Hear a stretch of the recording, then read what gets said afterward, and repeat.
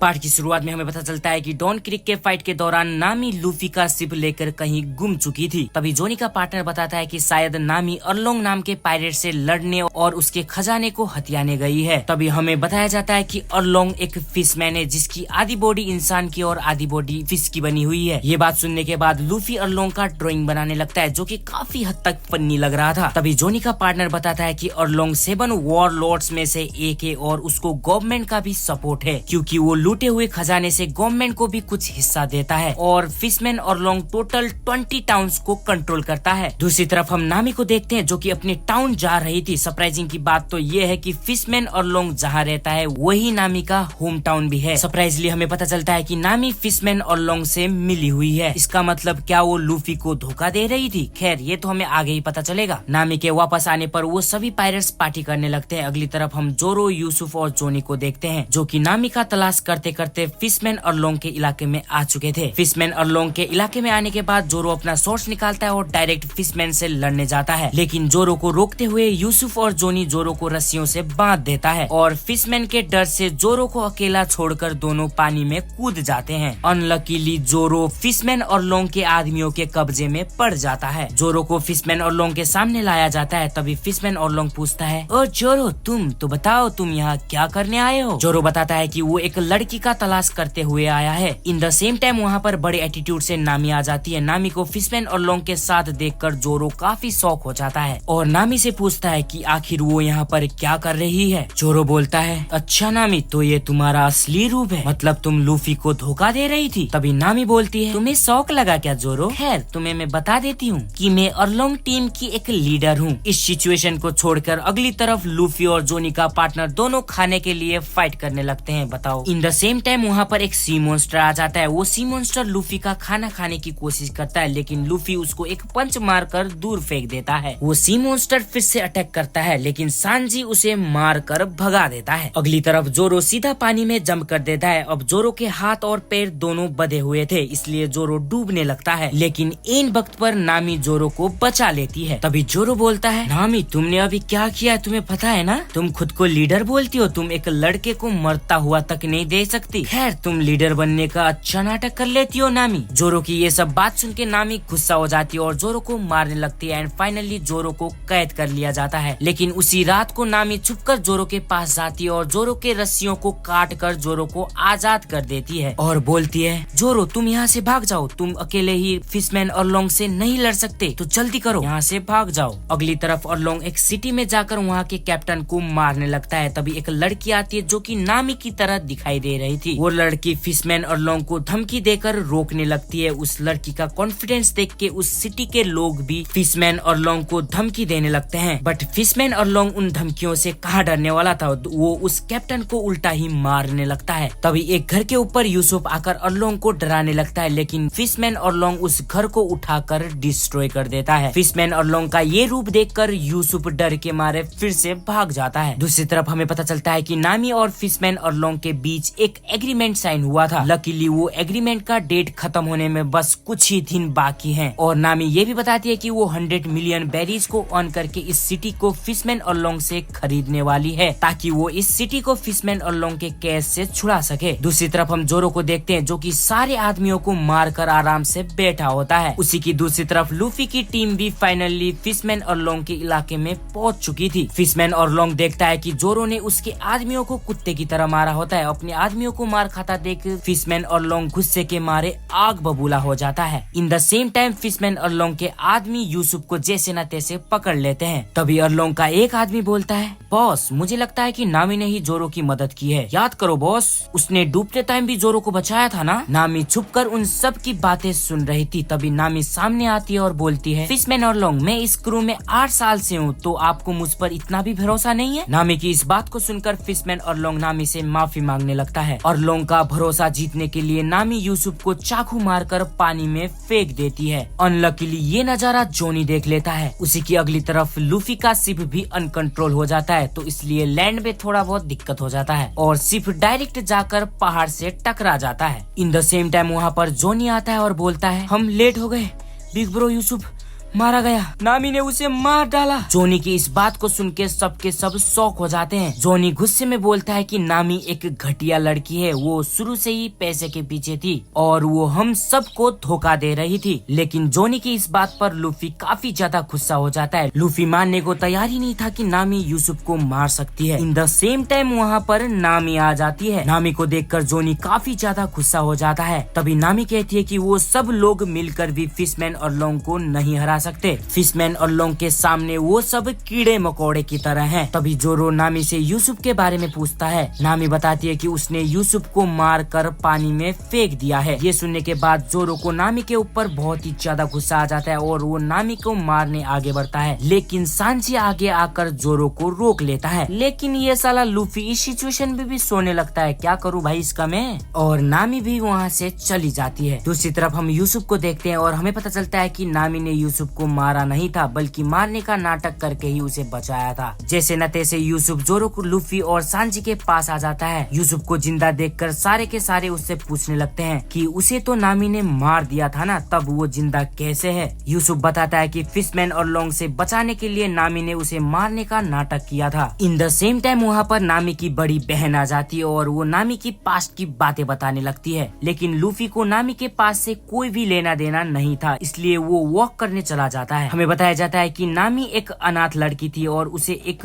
वेली very नाम की औरत ने अडॉप्ट किया था। वेली वेरी नामी से भी उतना ही प्यार करती थी जितना वो अपनी सगी बेटी से करती थी। लेकिन एक दिन नामी और नोजिको के बीच कपड़े को लेकर फाइट हो जाती है और नामी गुस्से के मारे घर छोड़कर कैप्टन के घर चली जाती है। तभी वो कैप्टन नामी को बताता है कि वो एक अनाथ लड़की थी और बेली मेरी ने ही उसे अडॉप्ट किया था। कैप्टन नामी को ये भी बताता है कि बेली मेरी उससे बहुत ज्यादा प्यार करती है। तब जाकर नामी घर वापस जाती है। लेकिन कहते हैं ना, खुशी के आसमान में काले बादल तो जरूर होते हैं। फिशमैन और लोंग नाम का एक पायरेट सिटी पर आता है और सबको धमकी देकर सबसे पैसे मांगने लगता है। अगली तरफ बेली मेरी भी उसी सिटी में रह रही थी, बट वो बात फिशमैन और लोंग को नहीं पता थी। लेकिन अनलकीली फिशमैन और लोंग को पता चल जाता है कि उसे बिना बताए उस सिटी पे कोई रह रहा है। अब फिशमैन और लोंग बेली मेरी से भी पैसे मांगने उसकी घर की तरफ जाने लगता है। जैसे ही फिशमैन और लोंग बेली मेरी के घर के सामने पहुंचता है, बेली मेरी उसको एक लात मारकर गन दिखाने लगती है और बोलती है, मैं एक मरीन हूँ, तो मेरी बात अच्छे से सुन लो फिशमैन और लोंग, तुम एक पायरेट हो, तो इसलिए तुम्हें इस सिटी को छोड़कर जाना होगा। लेकिन फिशमैन और लोंग अपने दांतों से ही उस गन के टुकड़े टुकड़े कर देता है। फिशमैन और लोंग बेली मेरी को मारने लगता है, लेकिन ठीक टाइम पर कैप्टन आकर फिशमैन और लोंग को पैसे दे देता है और बेली मेरी की जान बचा लेता है। फिशमैन और लोंग एक जान के बदले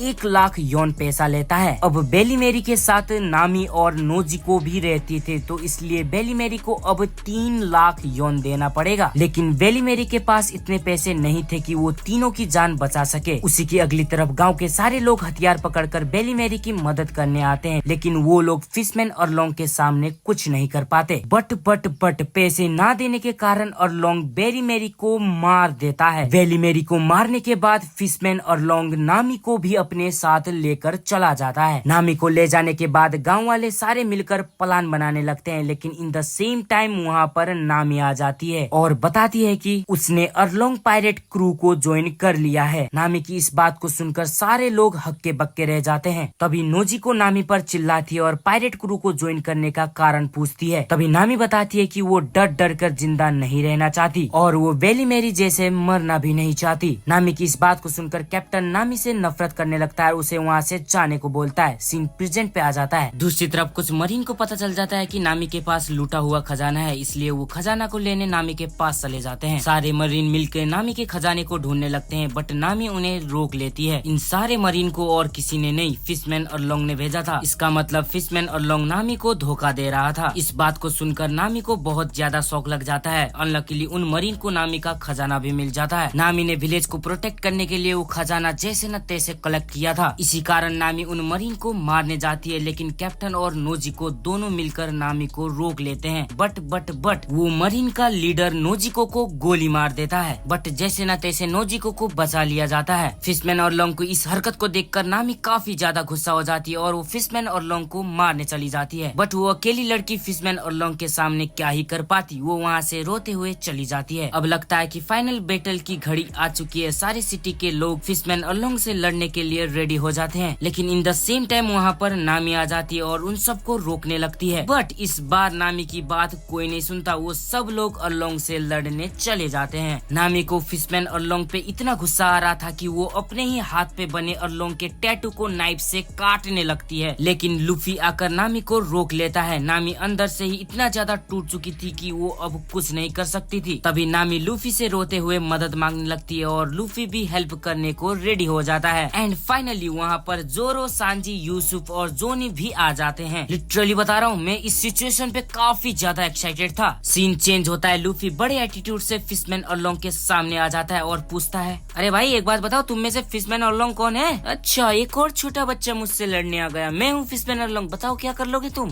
फिशमैन अरलोंग तू रुक जा भाई, अभी ये बच्चा क्या करने वाला है तो तेरे को आगे पता चलेगा। लूफी सीधा फिशमैन अरलोंग के सामने जाता है और एक कस के पंच पेल देता है। अब पता चला ये बच्चा क्या कर सकता है। अपने बॉस को मार खाता देख अरलोंग के कुत्ते लूफी पर अटैक कर देते हैं, लेकिन सांजी आकर उन सब को मार देता है। तभी सस्ता ककाशी आगे आता है। हाँ, गुस्सा मत होना, सस्ता ककाशी है, और जोर जोर से अपना गिटार बजाने लगता है। सस्ता ककाशी का गिटार सुनकर वहाँ पर एक सी मॉन्स्टर आ जाता है, जिसे पहले ही जोरो और सांजी ने मार कर भगा दिया था। इस सी मॉन्स्टर को देखकर ऐसा लग रहा था कि किसी ने इसके ऊपर लालटीन जला दिया हो। वो सी मॉन्स्टर लूफी और सांजी को देखता है और वो झटके याद करने लगता है जो सांजी और लूफी ने उसे दिया था। सी मॉन्स्टर अपनी जान बचाकर पतली गली से भाग रहा था, लेकिन फिशमैन अरलोंग सी मॉन्स्टर से लड़ने को बोलता है। अब ना चाहते हुए भी सी मॉन्स्टर फाइट करने को रेडी हो जाता है, बट लूफी उस सी मॉन्स्टर को पकड़कर गोल गोल घुमाने लगता है और उसे दूर फेंक देता है। तभी फिशमैन अरलोंग का एक आदमी लूफी के ऊपर इंक फेंक देता है। उस इंक के कारण लूफी कुछ भी देख नहीं पा रहा था। इसी मौके का फायदा उठाकर वो लूफी के ऊपर एक बड़ा सा पत्थर से अटैक कर देता है, लेकिन ठीक टाइम पर सांजी आकर उस पत्थर को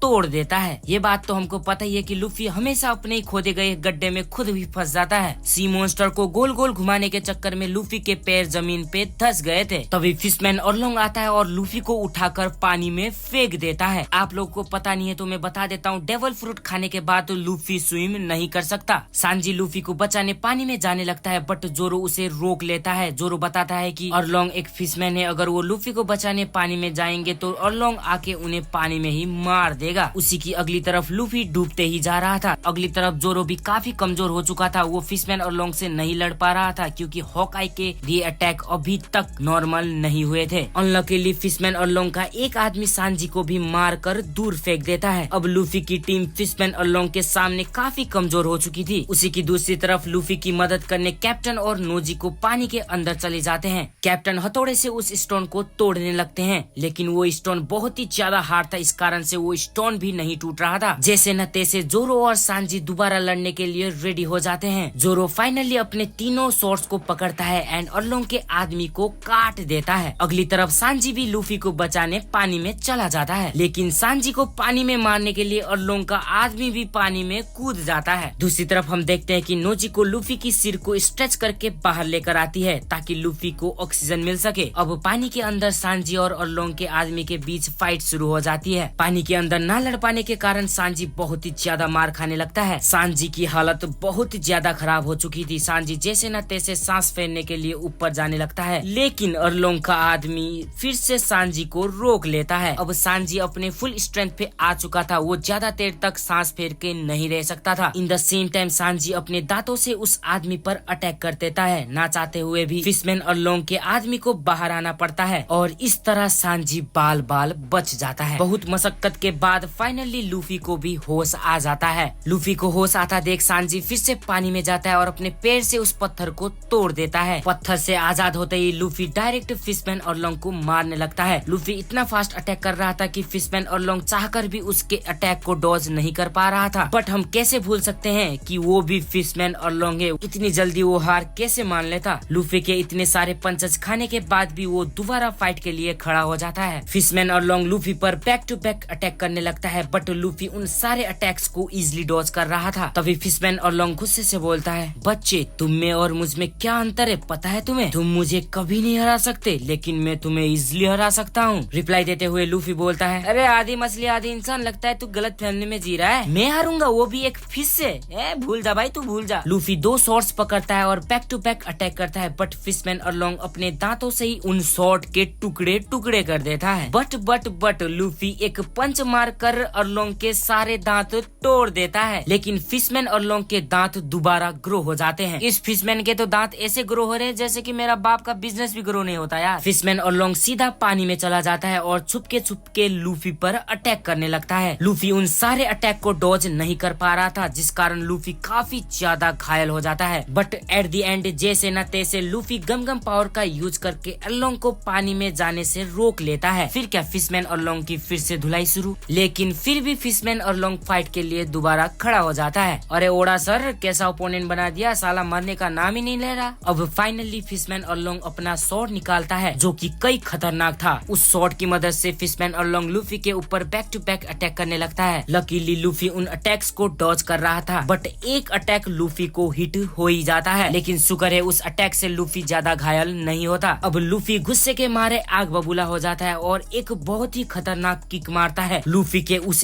एक किक से फिशमैन अरलोंग के साथ उसका महल भी चकनाचूर हो जाता है। भाई अगर लूफी इस एक किक से फिशमैन अरलोंग को मार सकता था तो पहले से वो क्या कर रहा था भाई, इतना दिमाग क्यों खराब किया हमारा। और फाइनली इसी के साथ लूफी इस बैटल को भी जीत लेता है और अभी सिटी के लोग भी आजाद हो जाते हैं। एंड उसी के साथ लूफी की टीम एक और पड़ाव को करने के लिए आगे बढ़ने लगती है। टीम शिफ्ट होता है और हम एक मरीन के मीटिंग को देखते हैं जहाँ पर लूफी को क्रिमिनल घोषित कर दिया जाता है और लूफी के ऊपर टोटल 13 मिलियन का बाउंटी लगा दिया होता है, यानी कि इनाम लगा दिया होता है। ये बात चारों तरफ आग की तरफ फैल जाती है और लूफी को भी इस बात का पता चल जाता है, बट हमारा लूफी जोर जोर से हंसने लगता है। लूफी एक क्रिमिनल घोषित हो चुका है, ये बात उस मरीन के लीडर को भी पता चल जाता है जिसे हमने पिछले पार्ट में देखा था। इसलिए वो मरीन का लीडर लूफी को पकड़ने चला जाता है। वो मरीन का लीडर लूफी को मारने के लिए उसके ऊपर तोप से अटैक करता है, बट जोरो आगे आकर उस तोप को बीच से काट देता है। एक अटैक अनसक्सेसफुल होने के बाद वो मरीन दोबारा तोप से अटैक करने लगते हैं, बट अनलकीली वो तोप के गोले उन्हीं पर फट जाते हैं। अब मरीन का लीडर गुस्से के मारे आग बबूला हो जाता है और लूफी को मारने उसी के शिप में चला जाता है, लेकिन लूफी उन सबको एक ही झटके में मार गिराता है। इन द सेम टाइम उस लीडर के सामने सांजी आ जाता है। सांजी को देखकर मरीन का लीडर डर के मारे पानी में कूद जाता है। उसी की अगली तरफ हम हॉकाई को देखते हैं जो कि एक आइलैंड पर आता है और इस आइलैंड पर और कोई नहीं सैंक्स होता है। फाइनली कई टाइम के बाद हम सैंक्स को देख रहे हैं। हॉकाई सैंक्स को लूफी का फोटो दिखाता है। लूफी का क्रिमिनल वाला फोटो देख सैंक्स काफी ज्यादा शॉक हो जाता है। अब लूफी एक क्रिमिनल पायरेट बन चुका था तो इसलिए सैंक्स खुशी के मारे पार्टी करने लगता है। अगेन से सीन लूफी पर शिफ्ट होता है। तभी नामी लॉकडाउन के बारे में बताती है। हमें बताया जाता है कि इस टाउन में किंग पायरेट्स यानी कि गोल्ड रोजर का जन्म हुआ था और यहीं पर गोल्ड रोजर की मौत भी हुई थी। अब लूफी उस टाउन में जाने के लिए डिसाइड करता है एंड फाइनली लूफी की टीम लॉकडाउन में जाने के लिए निकल पड़ती है। अगेन से सीन शिफ्ट होता है। हम छोटे कैप्टन बग्गी को देखते हैं। कैप्टन बग्गी एकदम छोटा हो चुका था क्योंकि लूफी के हाथों मार खाने के बाद कैप्टन बग्गी के कई बॉडी पार्ट्स गुम चुके थे और अपने बचे हुए बॉडी पार्ट से ही उसने अपनी बॉडी बनाई थी। सर्वाइव करते करते कैप्टन बग्गी एक छोटे से आइलैंड पर पहुंचता है जहां पर उसे एक चूजा दिखाई देता है। उस चूजे को देखकर कैप्टन बग्गी उसे डिनर बनाने के लिए पकड़ने लगता है। जैसे ही कैप्टन बग्गी उस चूजे को खाने वाला होता है तभी वहां पर उस चूजे की माँ आ जाती है जो कि काफी बड़ी होती है। चूजे की माँ को देखकर कैप्टन बग्गी डर के मारे भाग जाता है और एक पेड़ के पीछे छुप जाता है, लेकिन जैसे न तैसे वो मुर्गी कैप्टन बग्गी को खा लेती है। कैप्टन बग्गी का टेस्ट इतना खराब था कि वो मुर्गी तक उल्टी कर देती है, जिसकी वजह से कैप्टन बग्गी उड़ता उड़ता एक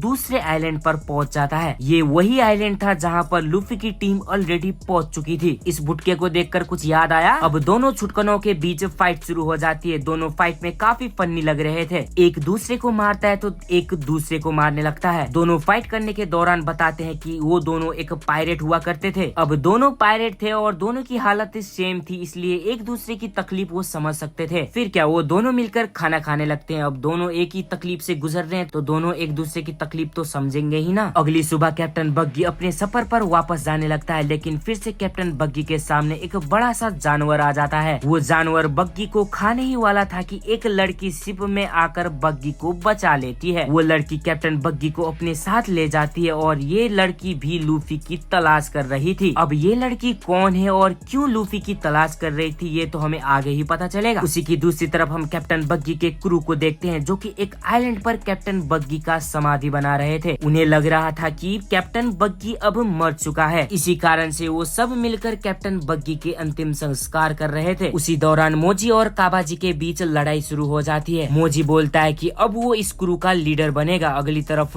काबाजी बोलता है कि तुम नहीं, इस क्रू का लीडर मैं बनूंगा। अब दोनों में फाइट शुरू हो जाती है। सुबह से शाम हो जाती है बट दोनों का फाइट खत्म नहीं होता। इन द सेम टाइम वहाँ पर कुछ आदिवासी आ जाते हैं और सीधा अटैक कर देते हैं। कैप्टन बग्गी के क्रू आदिवासियों से हार जाते हैं और आदिवासी अपने डिनर के लिए उन्हें अपने साथ ले जाते हैं। लकीली कैप्टन बग्गी और वो लड़की उसी आइलैंड पर पहुंच जाती हैं। कैप्टन बग्गी देखता है कि उस आइलैंड पर किसी ने उसका समाधि बनाया होता है। ये देखकर कैप्टन बग्गी समझ जाता है कि उसका क्रू भी कहीं आसपास ही है। In the same time captain बग्गी कावाजी और मोजी को देखता है जो कि बेहोश होते हैं। बेहोश होने के कारण ही आदिवासियों ने उन्हें छोड़ दिया था। तभी एक भाले को देखकर वो लड़की बताती है अगर उन्होंने जल्दी आदिवासियों को नहीं ढूंढा तो वो आदिवासी बग्गी के क्रू को जिंदा पकाकर खा जाएंगे। दूसरी तरफ हम आदिवासियों को देखते हैं जो कि अपना डिनर का प्रोग्राम सेट कर रहे थे। लकीली उन आदिवासियों के पास कैप्टन बग्गी के कुछ बॉडी पार्ट्स भी होते हैं। जैसे ही वो आदिवासी कैप्टन बग्गी के बॉडी पार्ट्स को छूते हैं वैसे ही कैप्टन बग्गी को पता चल जाता है और कैप्टन बग्गी अपने डेवल फ्रूट का पावर का यूज करके उन पार्ट्स को जोड़ देता है और उन सब को मारने लगता है। उसी के साथ कैप्टन बग्गी भी उन आदिवासियों के कबीले के सामने पहुंच जाता है। पहुंचने के साथ ही कैप्टन बग्गी अपने पार्ट्स को अपने बॉडी के साथ अटैच करता है। फिर क्या वो सब मिलकर उन आदिवासियों को मार कर हरा देते हैं और उसी के साथ कैप्टन बग्गी और उसका पूरा क्रू लूफी से बदला लेने के लिए आगे बढ़ने लगते हैं। दूसरी तरफ लूफी और लूफी की टीम भी लॉकडाउन पहुंच जाते हैं। अनलकीली उस सिटी के मेयर को भी पता चल जाता है कि लूफी नाम का क्रिमिनल उसके सिटी में आया है। इसी कारण से वो मरीन का लीडर लूफी को ढूंढने के लिए सिटी का राउंड मारने लगता है। दूसरी तरफ कुछ पायरेट एक लड़की को छेड़ रहे थे। जोरो उस लड़की को बचाने जाता है लेकिन जोरो के पहुंचने से पहले वो लड़की खुद ही सारे पायरेट्स को मार कर गिरा देती है। उस लड़की का तलवारबाजी इतना अच्छा था कि लूफी को उसके ऊपर अपनी दोस्त की छवि दिखाई देने लगती है बट अनजाने में जोरो के हाथों से उस लड़की का ग्लासेस टूट जाता है। फिर क्या जोरो पैसे चुकाने के लिए काम वाली बाई बन जाती है, वो भी नेवी के हेडक्वार्टर के अंदर। अनलकीली उस मरीन लीडर को लूफी दिख जाता है और हमें बताया जाता है कि इस मरीन लीडर का नाम कैप्टन स्मोकर होता है। कैप्टन स्मोकर लूफी को सरेंडर करने को बोलता है बट लूफी कहाँ मानने वाला था, वो साफ साफ इनकार कर देता है। फिर दोनों में फाइट शुरू हो जाती है। लूफी अपने गमगम पावर का यूज करता है और दूर से अटैक करने की कोशिश करता है बट लूफी फिर से अपने खोदे गए गड्ढे में खुद ही फंस जाता है और कहीं दूर जाकर गिर जाता है। अगली और कैप्टन बग्गी की टीम और वो लड़की उस सिटी में भी पहुंच चुके थे। सीन शिफ्ट होता है। लूफी एक ऊंची जगह चढ़कर पूरा टाउन को देखने लगता है। तभी एक गार्ड माइक पर बोलता है, हे छोटे लड़के जल्दी से नीचे आओ वरना तुम्हें मैं छोड़ूंगा नहीं। But in the same time वहाँ पर कैप्टन बग्गी के साथ वाली लड़की आ जाती है। वो लड़की बोलती है, मैं तुम्हें कब से ढूंढ रही थी लूफी, तुम अब जाकर मुझे मिले हो। लूफी उस लड़की को देखकर हक्का बक्का हो रहा था। ये मत कहना कि लूफी तुम मुझे नहीं पहचानते, क्या तुम मुझे भूल गए लूफी? लूफी बोलता है, अरे मैं जानूंगा तो ही पहचानूंगा ना, आखिर हो कौन भाई तुम? और हमें पता चलता है कि ये और कोई नहीं एल्बिडा सामा होती है जो कि एपिसोड नंबर 1 पे आई थी। हाँ वही मोटी लड़की। भाई ये कैसे हो गया, मुझे अपनी आंखों पे यकीन नहीं हो रहा था। वो देखो और ये देखो भाई, जमीन आसमान का अंतर है। लूफी तक ये सुनकर सदमे में चला जाता है। इन द सेम टाइम वहाँ पर कैप्टन बग्गी भी आ जाता है। कैप्टन बग्गी के आदमी लूफी को कब्जे में ले लेते हैं। लूफी खुद को छुड़ाने की बहुत ही कोशिश करता है बट वो कुछ नहीं कर पाता। इन द सेम टाइम वहाँ पर सांजी और जोरो आ जाते हैं। पायरेट जोरो को अपने सामने देखकर वहाँ के लोग डर के मारे भाग जाते हैं। कैप्टन बग्गी के आदमियों और जोरो सांजी के बीच फाइट शुरू हो जाती है। जोरो और सांजी मिलकर बग्गियों के आदमियों को कुत्ते की तरह मारने लगते हैं। जैसे ही कैप्टन बग्गी लूफी को मारने लगता है वैसे ही वहाँ पर जोरदार बिजली चमकने लगती है। उस बिजली के कारण वो टावर जिस पर लूफी और बग्गी खड़े थे वो जलकर गिर जाता है। बट लूफी एकदम सही सलामत था लेकिन बग्गी की हालत देख सकते हो, जलकर काला कौवा हो चुका था। इन द सेम टाइम नेवी के लोग आकर उन्हें चारों तरफ से घेर लेते हैं। नेवी के लोग बग्गियों के आदमी से लड़ने लगते हैं। वही मौका देख लूफी और लूफी की टीम वहाँ से फुर हो जाती है। उन नेवियों से बचकर कैप्टन बग्गी और वो लड़की भागने की कोशिश करते हैं बट इन वक्त पर वहाँ पर कैप्टन स्मोकर आ जाता है और कैप्टन बग्गी और एल्बिडा को अपने कैद में ले लेता है। कैप्टन बग्गी और एल्बिडा को पकड़ने के बाद कैप्टन स्मोकर लूफी को पकड़ने जाने लगता है। दूसरी तरफ लूफी जोरो सांजी को रोकते हुए वहाँ पर एक लड़की आ जाती है। हाँ ये वही लड़की थी जिसने जोरो को काम वाली बाई बनाई थी। हमें पता चलता है कि ये लड़की भी नेवी में काम करती है। वो लड़की जोरो से लड़ने लगती है, बट दूसरी तरफ सांजी और लूफी वहाँ से चले जाते हैं। वो उन दोनों की फाइट में कोई भी इंटरेस्ट नहीं लेते। वो लड़की फाइट में जोरो को अच्छी खासी टक्कर दे रही थी, फिर भी वो लड़की जोरो से कहाँ ही जीत पाती। जोरो उसे एक ही झटके में हरा देता है और वहाँ से जाने लगता है। तभी वो लड़की बोलती है, तुमने मुझे खत्म क्यों नहीं किया? क्या इसलिए कि मैं एक लड़की हूँ? उस लड़की की ये बात सुनकर जोरो अपने पास्ट की बातें याद करने लगता है। तभी जोरो गुस्से से बोलता है, सुनो लड़की, तुम एकदम मेरी फ्रेंड की तरह लगती हो, जो कि कई साल पहले मर चुकी है। तुमने भी वही शब्द कहा जो मेरी फ्रेंड कहा करती थी, इसी कारण से मैंने तुम्हें कुछ भी नहीं किया। बच्चे की तरह बोलना बंद करो। मैं अपनी मर्जी से जीती हूँ, मुझे कोई इंटरेस्ट नहीं कि तुम्हारी फ्रेंड क्या बोलती थी। समझ में आया तुमको बात? इससे पहले लूफी और सांजी ज्यादा दूर जा पाते, उससे पहले कैप्टन स्मोकर उनके सामने आ जाता है। कैप्टन स्मोकर बोलता है, लूफी तुम मुझे हराए बिना ग्रैंड लाइन तक नहीं जा सकते। अगर तुम ग्रैंड लाइन तक जाना चाहते हो तो तुम्हें पहले मुझे हराना होगा। अब कोई सामने से लूफी को चैलेंज दे और लूफी उस चैलेंज को एक्सेप्ट ना करे, ये हो नहीं सकता। लूफी और कैप्टन स्मोकर फाइट के लिए रेडी हो जाते हैं। मरीन लीडर कैप्टन स्मोकर अपने स्मोक से लूफी पर अटैक कर देता है और लूफी को हवा में उड़ा देता है। लूफी भी गम पावर से अटैक करने लगता है, पर कैप्टन स्मोकर का स्मोक उसे प्रोटेक्ट कर लेता है। कैप्टन स्मोकर भी स्मोक की मदद से लूफी के पीछे टेलीपोर्ट हो जाता है और लूफी को खत्म करने वाला था कि एक बड़ा सा इंसान आकर कैप्टन स्मोकर को रोक लेता है। उस बड़े आदमी के बोलते ही वहाँ पर जोर जोर से खतरनाक आंधी तूफान आने लगता है, जिस कारण वहाँ के सारे चीजें हवा में उड़ने लगती है। यही मौका देखकर लूफी अपनी टीम को लेकर शिप में भाग जाता है। अगली तरफ उसी तूफान के कारण से कैप्टन बग्गी और एल्विडा भी उसके कैद से भाग जाते हैं। तभी हमें पता चलता है कि इस बड़े आदमी का नाम ड्रैगन होता है। लूफी को पकड़ने के लिए कैप्टन स्मोकर भी ग्रैंड लाइन जाने की तैयारी करने लगता है और उसी की दूसरी तरफ कैप्टन बग्गी भी ग्रैंड लाइन जाने के लिए निकल पड़ता है। हम एक छोटी लड़की को देखते हैं जिसे नेवी ने कैद कर रखा था। जैसे न तैसे वो छोटी लड़की नेवी को चकमा देकर शिप के ऊपर चढ़ जाती है। नेवी के लोग भी रस्सी की मदद से ऊपर चढ़ने की कोशिश करते हैं, लेकिन वो छोटी लड़की रस्सियों को काट देती है। रस्सियों को काटने के कारण वो शिप डिसबैलेंस हो जाता है और नेवी के साथ वो लड़की भी पानी में गिर जाती है। तभी हमें बताया जाता है कि नेवी कई सालों से ड्रैगोनाइट को ढूंढ रही है। ड्रैगोनाइट को ढूंढने के लिए सिर्फ वही लड़की उनकी मदद कर सकती थी। इसी कारण से नेवी ने उस छोटी लड़की को कैद कर रखा था। सीन शिफ्ट होता है और हम लूफी के टीम को देखते हैं। लकीली वो छोटी बच्ची जख्मी हालत पर लूफी को मिल जाती है। जब उस छोटी बच्ची को होश आता है तभी हमें पता चलता है इस लड़की का नाम अपिस होता है और अपिस वॉरशिप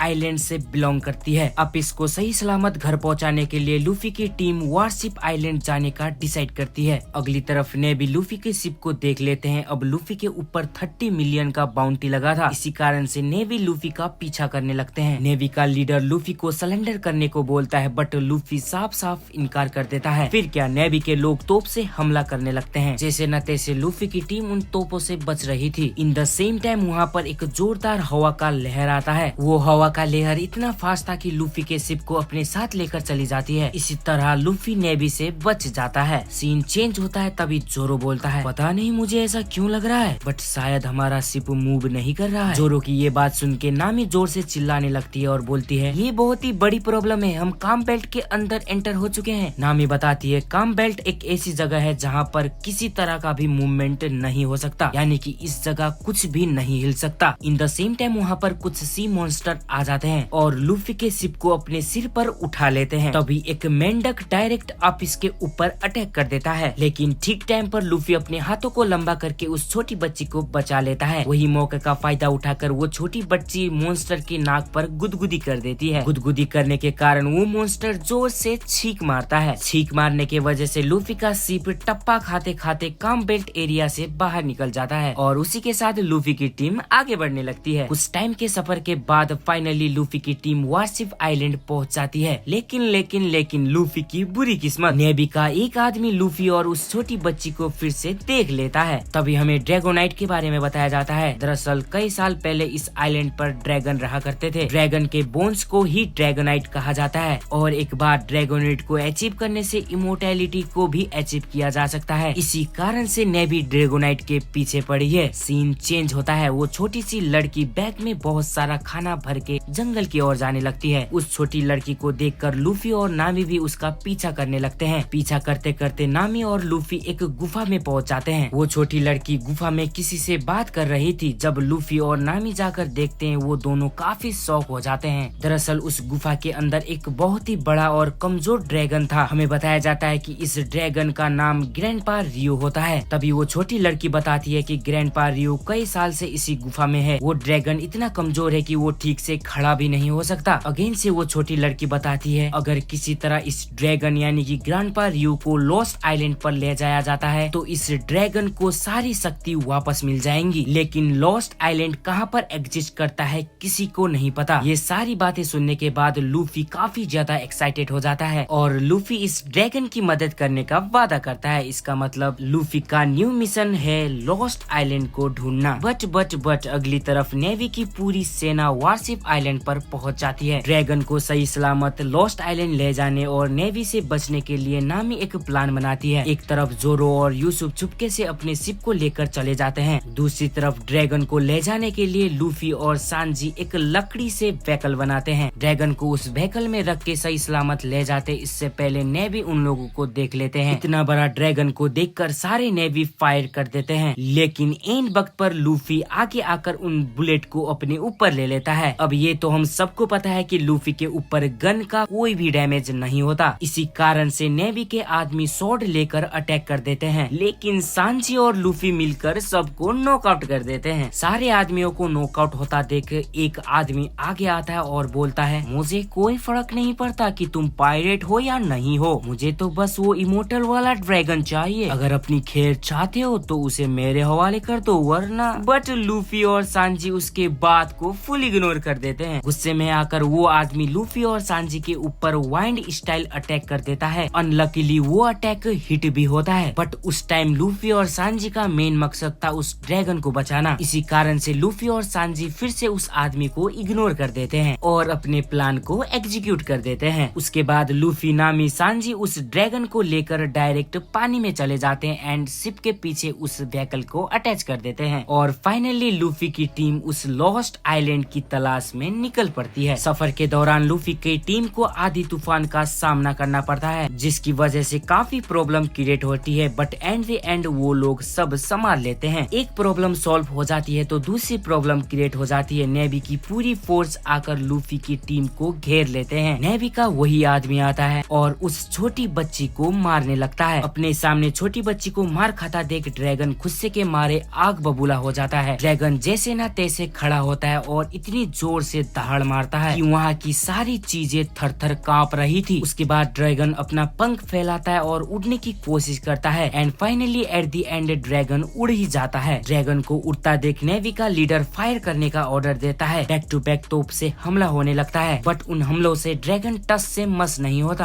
अब ड्रैगन को काफी गुस्सा आ जाता है और वो सीधा अटैक करने चला जाता है लेकिन नेवी अटैक करके उसे पानी में गिरा देते हैं। इन द सेम टाइम अपने दोस्त को बचाने वहाँ हजारों की तादाद में ड्रैगन आ जाते हैं। फिर भी ग्रैंडपा रियो ड्रैगन नहीं बच पाता, वो मर जाता है। ड्रैगन को अपने सामने मरता देख लूफी का गुस्सा आसमान छू लेता है और वो सीधा जाकर नेवी के लीडर के शिप को डिस्ट्रॉय कर देता है। लूफी के उस नजारे को देखकर सबके सब नेवी के आदमी डर के कांपने लगते हैं एंड लास्ट में हमें पता चलता है कि यही जगह लॉस्ट आइलैंड है। पता नहीं यार, बहुत से कैरेक्टर मरता हुआ देखा हमने वन पीस में बट ड्रैगन मरते टाइम इतना सैडनेस फील क्यों हो रहा है आई डोंट नो। तभी नेवी का वही आदमी आता है और बोलता है देखो ये कितनी अच्छी जगह है ना, मैं फिर से बोल रहा हूँ मुझे तुमसे कोई लेना देना नहीं, मैं बस एक ड्रैगनेट को लेकर यहाँ से चुपचाप चला जाऊंगा। बट उस आदमी को रोकने के लिए वो छोटी बच्ची चली जाती है। वो आदमी उस बच्ची पर वाइन स्टाइल से अटैक कर देता है लेकिन ठीक टाइम पर यूसुफ आकर उस बच्ची को बचा लेता है। इसका मतलब तुम लोग ऐसे नहीं मानोगे ना, तो अब मुझे तुम सबको खत्म करना पड़ेगा। ऐसा बोलकर वो आदमी सबके ऊपर अटैक कर देता है लेकिन लूफी आकर उस अटैक को अपने ऊपर ले लेता है। लूफी और उस आदमी के बीच फाइट शुरू हो जाती है। वो आदमी बैक टू बैक लूफी के ऊपर वाइन स्टाइल से अटैक करता है बट लूफी उन सारे अटैक्स को झेलता हुआ डायरेक्ट उस आदमी को जाकर मार देता है और कैप्टन बग्गी की तरह उसे दूर फेंक देता है। उसी के साथ लूफी का ये वाला मिशन तो पूरी तरह से कंप्लीट नहीं हुआ, फिर भी हमें काफी मजा आया। इसी तरह लूफी अपने एक और पड़ाव को पूरा करने आगे बढ़ने लगता है। लूफी और लूफी की टीम ग्रैंड लाइन जाने के लिए रेड लाइन में एंटर कर लेते हैं। जैसे न तैसे जैसे वो लोग रेड लाइन में तो एंटर कर लेते हैं, बट उनके सामने एक बड़ा सा व्हेल फिश आ जाता है। अपने सामने बहुत ही जायंट व्हेल फिश को देखकर सांजी, यूसुफ और जोरो मिलकर शिप का डायरेक्शन चेंज करने की कोशिश करते हैं, बट हैंडल ना होने के कारण वो लोग शिप का डायरेक्शन चेंज नहीं कर सकते। बट अगली तरफ लूफी उस जायंट व्हेल फिश के ऊपर तोप से अटैक कर देता है, जिस कारण लूफी का शिप व्हेल फिश से टकरा जाता है और आगे का हिस्सा टूट जाता है। अपने शिप को टूटता देख लूफी गुस्से के मारे व्हेल फिश के आंख पर अटैक कर देता है, जिस कारण वो व्हेल फिश काफी ज्यादा गुस्सा हो जाता है। फिर क्या व्हेल फिश अपना बड़ा सा मुंह खोलता है और सारे पानी को अपने अंदर समाने लगता है। पानी के साथ लूफी का शिप भी व्हेल फिश के पेट के अंदर चला जाता है। लूफी अपने दोस्तों को छुड़ाने के लिए व्हेल फिश को मारने लगता है, लेकिन व्हेल फिश कहाँ मारने वाला था, वो और पानी के अंदर जाने लगता है। सीन शिफ्ट होता है और हम व्हेल फिश के पेट के अंदर का नजारा देखते हैं, जहाँ पर एक घर बना हुआ था। ये काफी इंटरेस्टिंग बात है कि व्हेल फिश के पेट के अंदर घर बना हुआ है। उसी की अगली और लूफी को व्हेल फिश के ऊपर एक डोर दिखाई देती है। जैसे ही लूफी उस डोर को ओपन करता है, वो एक केव के अंदर चला जाता है। अगेन से सीन शिफ्ट होता है और हम एक बूढ़े आदमी को देखते हैं जो कि उसी घर से बाहर निकलता है। हमें पता चलता है कि इस बूढ़े आदमी का नाम क्रोकस होता है। वो बूढ़ा आदमी दरवाजे की ओर इशारा करके लूफी की टीम को बाहर जाने का इशारा करता है, but in the same time वहाँ पर सारे चीज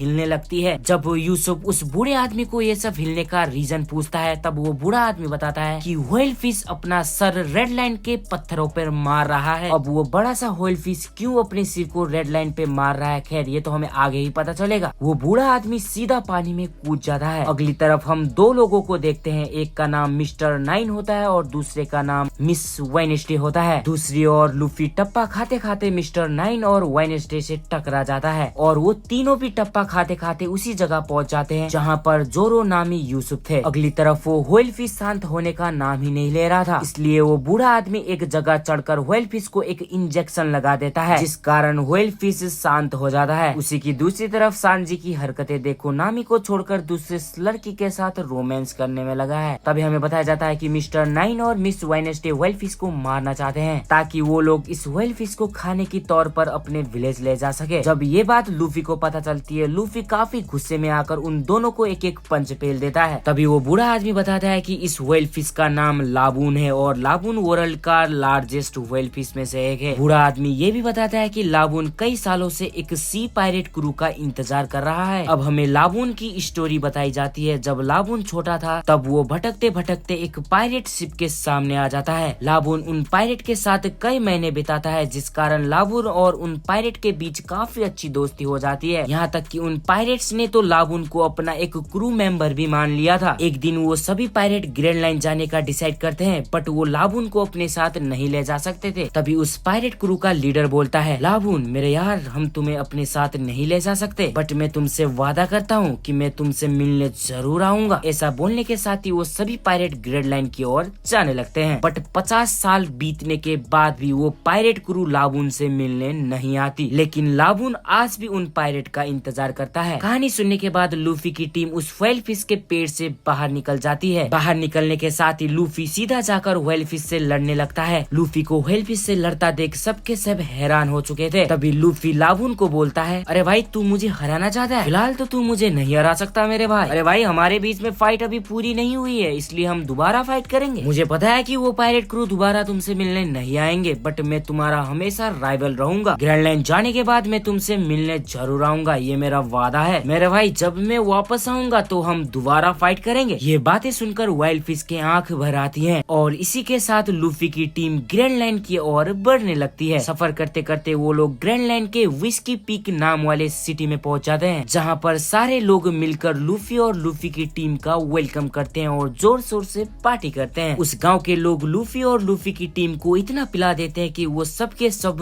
बेहोश हो जाते हैं। दरअसल वो सिटी के लोग लूफी के शिप का सारा खजाना, सारा खाने को लूटने के फिराक में थे। इसी कारण से उन्होंने लूफी की टीम को काफी ज्यादा नशा करा के उन्हें बेहोश कर दिया था। तभी उस सिटी का मेयर बोलता है, इस लूफी के ऊपर 30 मिलियन बाउंटी का इनाम है, इसलिए लूफी को हमें कब्जे में लेकर नेवी के हवाले करना होगा, तभी हमारी सिटी की हालत सुधरने वाली है। बट ये सारी बातें जोरो सुन लेता है। जोरो बोलता है, तुम लोगों को क्या लग रहा था कि मैं सो गया हूँ? एक स्वॉर्डमैन होने के नाते मेरा ये फर्ज बनता है कि मैं अपने टीम की रक्षा करूं। अब जोरो से लड़ने और जोरो को खत्म करने वहाँ पर 100 बाउंटी हंटर्स आ जाते हैं। जैसे ही वो बाउंटी हंटर्स अटैक करने जाते हैं वैसे ही जोरो उस जगह से डिसअपियर हो जाता है और उन बाउंटी हंटर्स के बीच ही पहुंच जाता है। जोरो को अचानक अपने सामने देख वो बाउंटी हंटर्स फायर कर देते हैं, लेकिन जोरो अगेन से डिसअपियर हो जाता है, जिस कारण वो बाउंटी हंटर्स एक दूसरे को ही गोली मार देते हैं। इन द सेम टाइम जोरो सीधा सिटी के मेयर पर अपना स्वॉर्ड तान देता है, लेकिन मेयर जैसे न तैसे अपनी जान बचा लेता है। अब जोरो अपनी स्वॉर्ड की मदद से सारे बाउंटी हंटर्स को मारने लगता है। जोरो का मूवमेंट देखकर बाउंटी हंटर्स डर रहे थे, लेकिन मोंडे नाम की एक लड़की जोरो को पकड़ लेती है। मिस मोंडे जोरो को पकड़कर मारने लगती है, बट अगले ही सीन में हम देखते हैं कि जोरो ने अपने एक ही हाथ से मिस मोंडे का काम तमाम कर दिया होता है। अब जोरो से लड़ने मिस 9 आगे आता है, बट जोरो मिस 9 का क्या हालत करता है आप लोग खुद ही देख लो। अपने आदमियों को बार बार हारता देख उस सिटी का मेयर जोरो के ऊपर बुलेट से अटैक कर देता है, लेकिन जोरो सीधा जाकर अपने स्वॉर्ड से मेयर को काट देता है। इन द सेम टाइम वहाँ पर मिस्टर 5 और वैलेंटाइन नाम के 2 लोग आ जाते हैं। तभी मिस्टर 5 बोलता है, मुझे यकीन नहीं होता कि तुम लोग एक तलवारबाज से हार गए। तभी उस सिटी का मेयर मिस्टर 5 एंड वैलेंटाइन से मदद मांगने लगता है, बट अगेन से मिस्टर 5 बोलता है, हम यहाँ पर तुम्हारी मदद करने के लिए नहीं आए, हमें बॉस ने एक काम दिया है और हम उसी काम को अंजाम देने आए हैं। हमें पता चला है कि कुछ घुसपैठिए घुसकर हमारे बॉस के बारे में बहुत कुछ जान गए हैं, इसलिए हम यहाँ पर उन्हें खत्म करने आए हैं। मिस्टर 5 की ये बातें सुनकर सिटी का मेयर उन पर अटैक कर देता है, बट मेयर के उन अटैक से उन्हें कुछ भी नहीं होता और हमें पता चलता है कि वो घुसपैठिया और कोई नहीं मिस वेडनेसडे और मेयर ही होता है। मेयर अगेन से उन पर अटैक करता है और मिस वेडनेसडे को वहाँ से भागने को बोलता है, बट मेयर मिस 5 और वैलेंटाइन के सामने क्या ही कर पाता। अगली ओर जोरो ये सब नजारे देख रहा था। तभी मेयर जोरो से मदद मांगने लगता है, बट जोरो साफ साफ इनकार कर देता है। तभी वहाँ पर नामी आ जाती है और बोलती है, अगर आप हमें 1 मिलियन बेरीज दो तो हम कुछ कर सकते हैं। मेयर के पास और कोई भी चारा नहीं था, इसलिए वो हाँ कर देता है। जोरो उस तरफ मिस वेडनेसडे को बचा लो जाकर, मैंने कहा था कि तुमसे ये डील करने को कुछ भी हो जाए मैं नहीं जाने वाला। तभी नामी बोलती है, इसका मतलब तुम मेरी बात नहीं मानने वाले हो जोरो। तुम्हें याद है ना जोरो, तुम्हें मेरे को 1 लाख बेरीज देना है जो तुमने लॉकडाउन में मेरे से उधार मांगे थे। ये बातें सुनने के बाद जोरो एकदम शॉक हो जाता है। अब जोरो के पास कोई भी और रास्ता नहीं था, तो इसलिए वो ना चाहते हुए भी मिस वेडनेसडे को बचाने चला जाता है। उसी की अगली ओर हम मिस वेडनेसडे को देखते हैं जो कि उन दोनों से बचकर भाग रही थी, बट वो दोनों जैसे न तैसे मिस वेडनेसडे को पकड़ लेते हैं और उसके ऊपर अटैक करने ही वाले थे कि वहाँ पर जोरो आकर मिस वेडनेसडे को प्रोटेक्ट कर लेता है। And in the same time वहाँ पर लूफी भी पहुँच जाता है। लूफी जोरो से बोलता है, अबे ये जोरो तेरी हिम्मत कैसे हो गई बे यहाँ के लोगों को मारने की? याद कर भाई, इन लोगों ने हमारा वेलकम किया था और हमें खाना भी दिया था, फिर भी तुमने इन लोगों को मार दिया। इसका कीमत तुम्हें चुकाना होगा मेरे भाई। जोरो लूफी को समझाने की कोशिश करता है, बट लूफी कहाँ कुछ सुनने वाला था। वो सीधा जाकर जोरो पर अटैक कर देता है। अब वो दोनों फाइट करने लगते हैं। अब जोरो को काफी ज्यादा गुस्सा आ जाता है और वो लूफी को एक किक मारकर दूर फेंक देता है। अगेन से जोरो लूफी को समझाने की बहुत ही कोशिश करता है, बट लूफी समझने को तैयार ही नहीं था। फिर क्या अगेन से वो दोनों लड़ने लगते हैं। लूफी और जोरो के बीच एक टक्कर की फाइट चल रही थी। वही मौका देख मिस्टर 5 और मिस वैलेंटाइन अटैक करने की कोशिश करते हैं, लेकिन जोरो और लूफी उन दोनों को मारकर दूर फेंक देते हैं। अगेन से जोरो और लूफी के बीच फाइट शुरू हो जाती है। इन द सेम टाइम वहाँ पर नामी आकर उन दोनों को मारकर रोक देती है। तभी हमें अलाबास्ता किंगडम के बारे में बताया जाता है कि कैसे अचानक उस किंगडम के लोग एक आपस में लड़ने लग गए। प्रेजेंट टाइम में अलाबास्ता किंगडम एक वार का मैदान बन चुका है। हमें बताया जाता है कि एक आपस में लड़ने का कारण एक कंपनी थी जिसका नाम वारक्यू वर्क्स होता है। इस वारक्यू वर्क्स कंपनी के बारे में पता करने के लिए मिस वेडनेसडे जासूस बनकर उनके ऑर्गेनाइजेशन पे काम कर रही थी, और ये मिस वेडनेसडे अलाबास्ता किंगडम की एक महारानी है, यानी कि प्रिंसेस है। तभी नामी पूछती है कि आखिर वो ऑर्गेनाइजेशन क्या करना चाहता था, उसका मकसद आखिर क्या था। रिप्लाई देते हुए मिस वेडनेसडे बताती है कि वो ऑर्गेनाइजेशन अलाबास्ता किंगडम पर राज करना चाहता था। इस कारण से उस ऑर्गेनाइजेशन ने अलाबास्ता किंगडम के लोगों पर षड्यंत्र रचकर एक दूसरे से लड़वाने लगा। इन द सेम टाइम लूफी उस ऑर्गेनाइजेशन के लीडर के बारे में पूछता है। तभी हमें बताया जाता है कि उस ऑर्गेनाइजेशन का लीडर का नाम क्रोकोडाइल है। क्रोकोडाइल का नाम सुनकर लूफी बोलता है, हैं? ये कौन है भाई? अब अनलकीली उन सब की सारी बातें क्रोकोडाइल के जासूस पंछी सुन लेते हैं और वहाँ से उड़ जाते हैं। अब मिस वेडनेसडे को सही सलामत उसके किंगडम पहुँचाने के लिए लूफी की टीम भी अलाबास्ता किंगडम जाने का तय करते हैं। एंड फाइनली अब लूफी की टीम अलाबास्ता किंगडम के लिए निकल जाती है।